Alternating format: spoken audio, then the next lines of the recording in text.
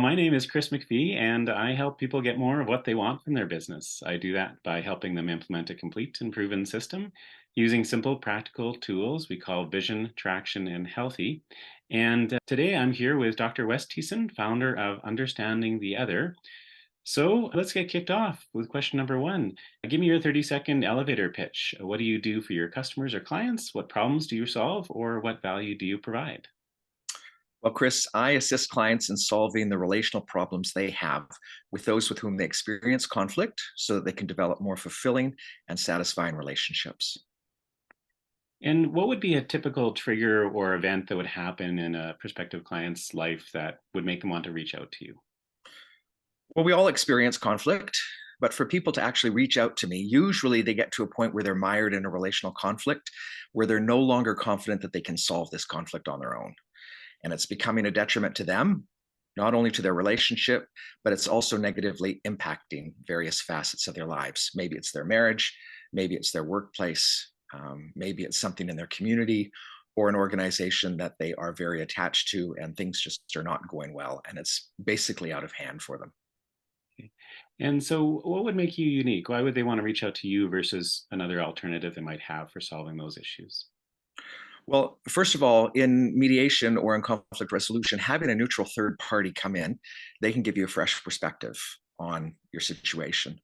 The depth with which I go to understand my clients and those with whom I work with and with whom I'm in a relationship is also vital to the work that I do. I really need to be able to understand the situation well and understand the individual.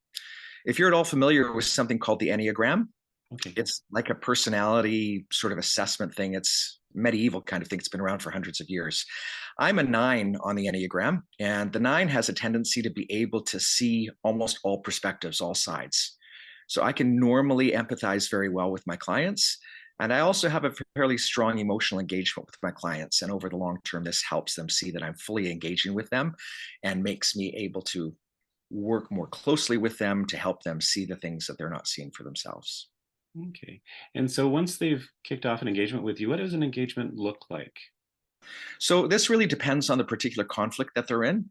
So most people think of a mediator as somebody that might come in a family law situation, helping somebody with a divorce or separation.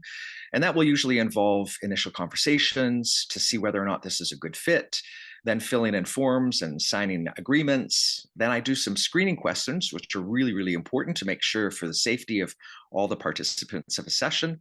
And then we will have a mediated session with the parties who are in conflict with each other.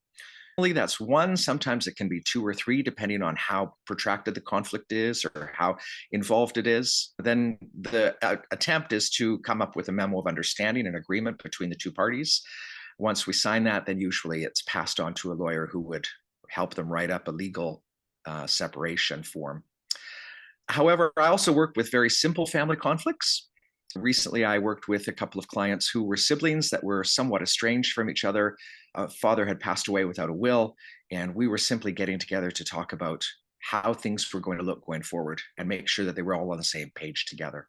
So that's just like initial interviews and then forms and a mediation, and then a simple MOU. If we're talking about something like an organizational conflict, that might involve multiple interviews. It will involve meetings with all the affected parties. And then we would set up what we need to do in order to address that situation with all those parties involved. In addition to those types of uh, seemingly like one off conflicts, I also work with couples who are interested in trying to rebuild or enrich their marriage. So they've come to an impasse where their relationship just isn't growing anymore. And they want to understand better what it is that's pulling them apart from each other. And so we do a relational assessment and find out what the different facets of their relationship are that are strong and weak. And then we focus on those. And I can have weekly sessions with clients like that over several months as a way of trying to strengthen their marriage and the relationship with each other. So that looks very different than a simple one off mediation, but leads to much more satisfying results as they put time and energy into that relationship that's most important to them. My final question is, what's next for you and understanding the other? Well, I'm just going to continue to do what I'm doing, getting the word out about the services that I provide to those and those who might need them, as well as trying to educate the community about conflict and conflict resolution. What are good ways forward? So trying to do some community education in addition to helping people solve their problems so that maybe we can prevent some of that conflict as well. That's fantastic. Well, thanks very much for your time today. I appreciated learning more about you and understanding the other. Best of luck in the future. Thank you so much. It's great to be here, Chris, and thank you for providing the service you do.